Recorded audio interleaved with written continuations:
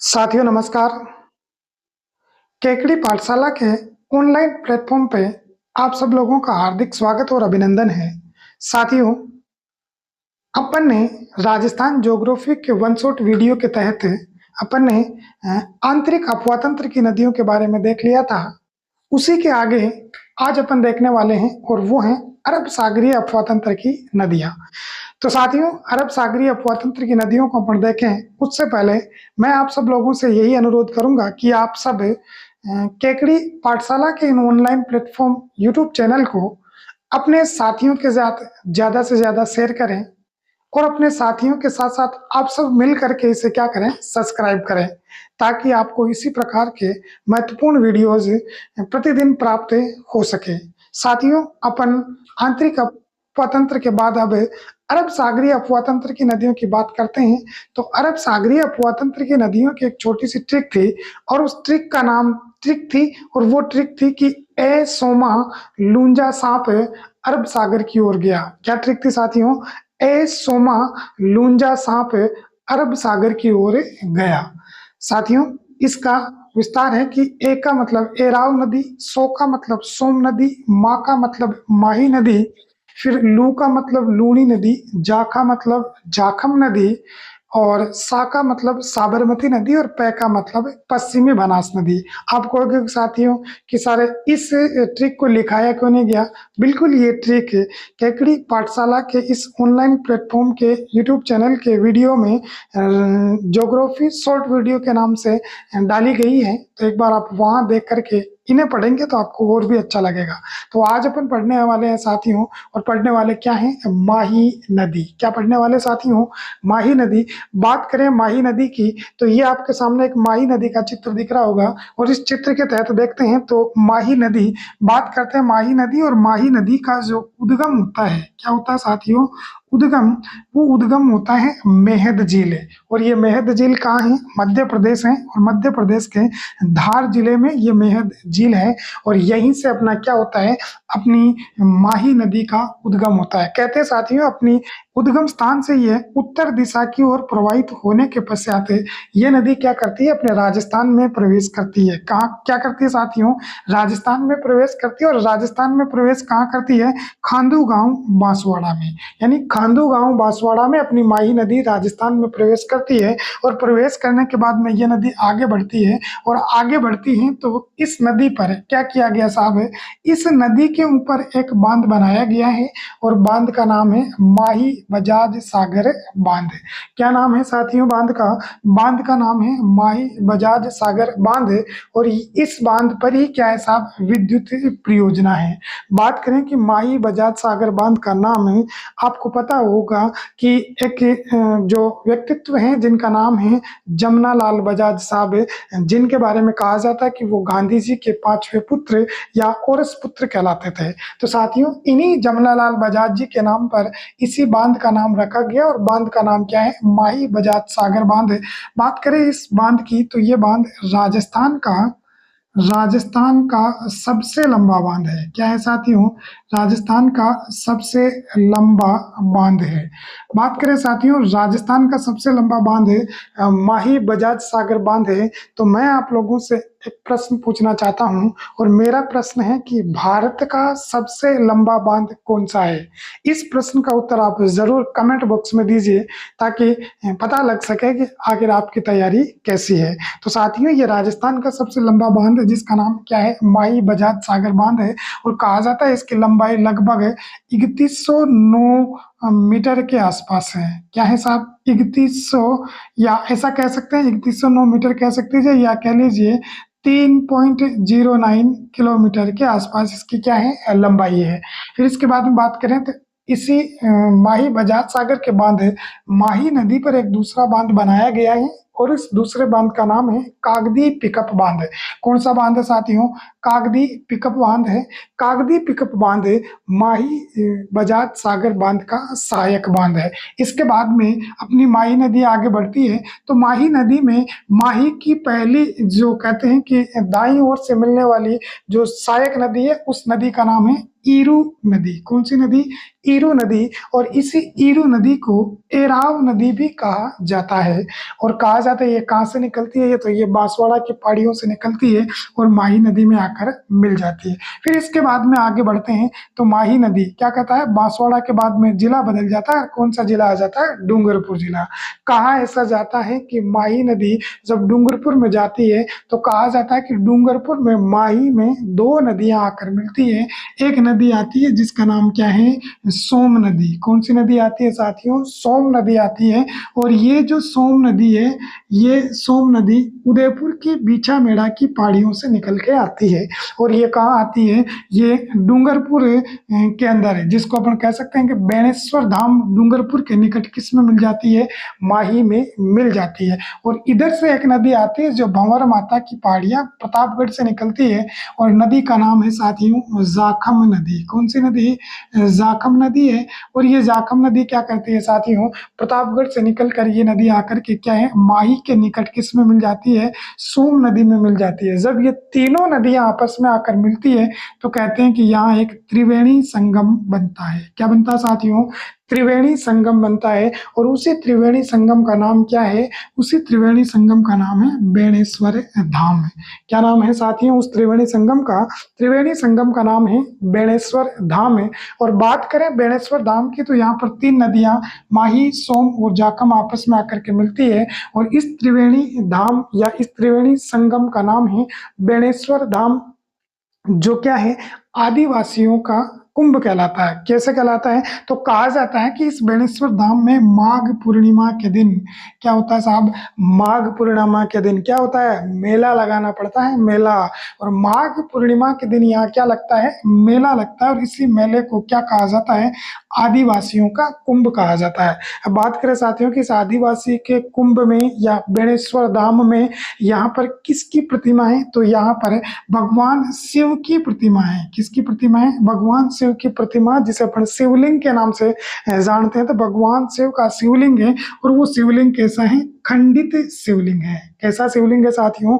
खंडित शिवलिंग है। कहा ऐसा जाता है कि जब नादिर शाह ने गुजरात के देव सोमनाथ पर आक्रमण किया तो वो आक्रमण से जब वापस लौट रहा था तो वो आपके बेणेश्वर धाम में आया था। और वहां पर इतने बड़े शिवलिंग को देखकर उसको ऐसा लगा कि क्यों नहीं इस शिवलिंग के अंदर हीरे जवाहरात, सोने चांदी हो सकते हैं। और उस शिवलिंग को तोड़ने का प्रयास किया या तलवार का जो वार किया, जिससे पूरा शिवलिंग तो नहीं टूटा मगर शिवलिंग क्या हो गया? खंडित हो गया। तब से यहाँ पर खंडित शिवलिंग की पूजा की जाती है। अब साथियों मेरा एक प्रश्न और है कि खंडित शिवलिंग या खंडित देवता की पूजा बेणेश्वर धाम में की जाती है, तो खंडित माता या खंडित देवी की पूजा राजस्थान में कहाँ की जाती है? ये आपका आज का दूसरा सवाल है। साथियों इस सवाल का भी आप आंसर कमेंट बॉक्स में दीजिए ताकि मुझे पता लगे कि आपकी तैयारी कैसे है। इसके बाद आगे बात करते साथियों तो कहा ऐसा जाता है कि यहाँ पर जो इस बेणेश्वर धाम की स्थापना या खंडित शिवलिंग की स्थापना या शिवलिंग की स्थापना का कार्य किया, वो किया था माऊजी महाराज ने। किसने किया था? माऊजी महाराज ने। और माऊजी महाराज का ग्रंथ है जो चोपड़ा कहलाता है, जो दीपावली के अवसर पर बांचे जाते हैं। फिर इसके बाद में बात करें साथियों तो माही नदी आगे बढ़ती है। आगे बढ़ती है तो माही नदी में एक नदी आकर के मिलती है जो बाईं ओर से मिलती है। और नदी का नाम है साहब अनास नदी। कौन सी नदी है साथियों? नदी का नाम है अनास नदी। कहा जाता है कि अनास नदी का उद्गम भी अम्बोर मध्य प्रदेश से होता है। अम्बोर मध्य प्रदेश की पहाड़ियों से होता है।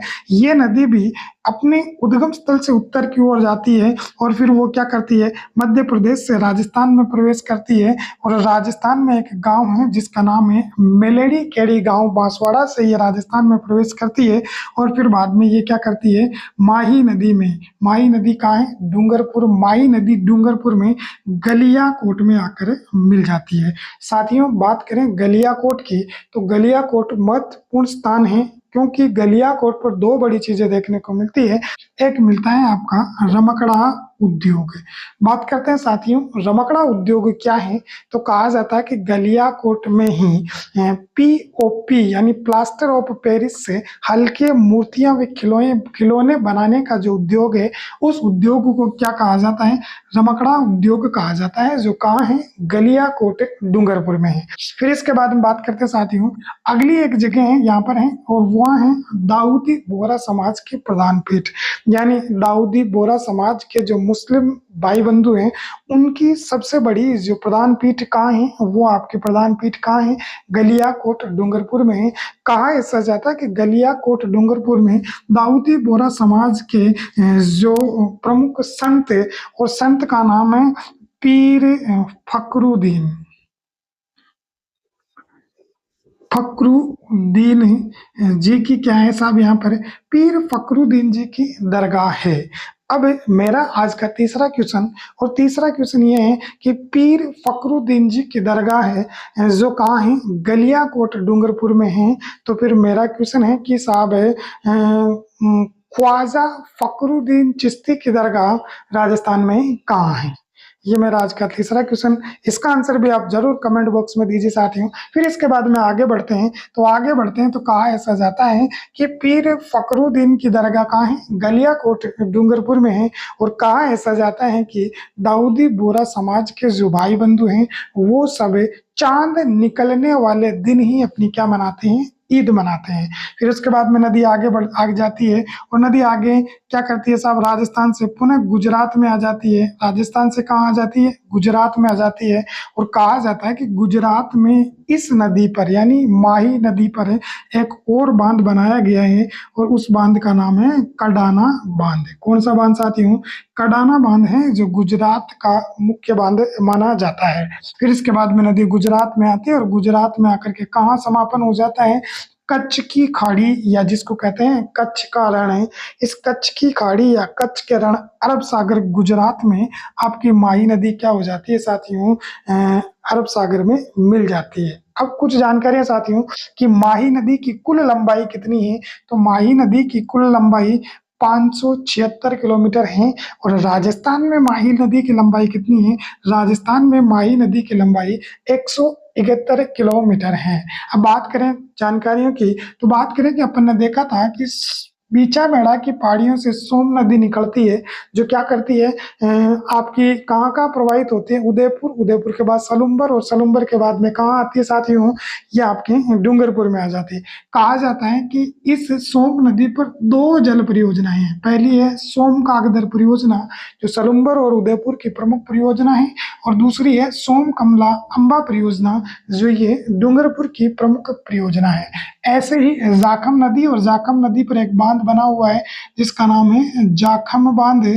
और जाखम बांध के बारे में एक जानकारी कह दे साथियों कि ये क्या है, ये कहा जाता है राजस्थान का सबसे ऊंचा बांध है, यानी राजस्थान का सबसे ऊंचा बांध है। और बांध कौन सा है, जाखम बांध है।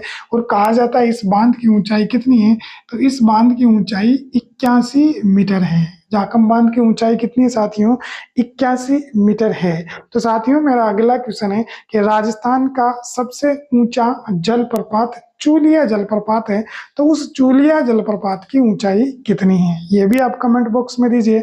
इसी के साथ एक क्वेश्चन और है कि राजस्थान का सबसे ऊंचा बांध जो कौन सा है, जाखम बांध है। तो फिर बताइए कि भारत का सबसे ऊंचा बांध कौन सा है। साथियों ये क्वेश्चन आपको जरूर कमेंट बॉक्स में आंसर देने हैं। इसी के साथ साथ बात करें साथियों, और बात करें तो आगे की बात करें तो माही नदी क्या करती है साहब, माही नदी अपनी जो कर्क रेखा है, इस कर्क रेखा को दो बार क्या करती है साथियों, दो बार पार करती है। क्या करती है, दो बार पार करती है। और क्या करती है, उल्टे यू की आकृति का निर्माण करती है। किसका निर्माण करती है, उल्टे यू की आकृति का निर्माण करती है। कौन करती है निर्माण, माही नदी। इसी कारण कहा ऐसा जाता है कि माही नदी को कांठल की गंगा, आदिवासियों की गंगा, आदिवासियों की जीवन रेखा, और इसी के साथ-साथ माही नदी को क्या कहा जाता है? माही नदी को राजस्थान की कांगो भी कहा जाता है। बात आती है कि साहब राजस्थान की कांगो क्यों कहते हैं? तो कहा ऐसा जाता है कि माही नदी जिस प्रकार कर्क रेखा को 2 बार पार कर कर उल्टे यू की आकृति बनाती है, उसी प्रकार अफ्रीका महाद्वीप में कांगो नदी भूमध्य रेखा को 2 बार पार करके उल्टे यू की आकृति बनाती है, इसलिए अपनी माही नदी को राजस्थान की कांगो कहते हैं। क्या कहते हैं? राजस्थान की कांगो कहते हैं। तो साथियों, ये थी आपकी कौन-सी? माही नदी। तो साथियों, एक बार पुनः मैं आप लोगों से अनुरोध करूँगा कि केकरी पाठशाला के ऑनलाइन यूट्यूब चैनल को आप ज़्यादा से ज़्यादा सब्सक्राइब करिए, अपने साथियों के साथ शेयर कीजिए और साथियों से भी कहें कि चैनल को सब्सक्राइब कीजिए। तो आज के लिए इतना ही। जय हिंद, जय भारत।